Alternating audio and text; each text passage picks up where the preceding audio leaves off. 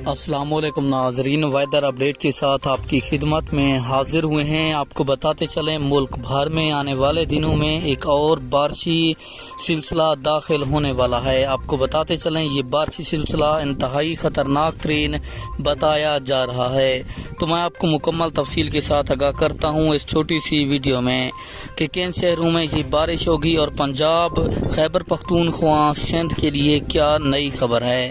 تو کراچی والوں کے لیے بھی ایک اور بڑی خبر سامنے آ گئی ہے۔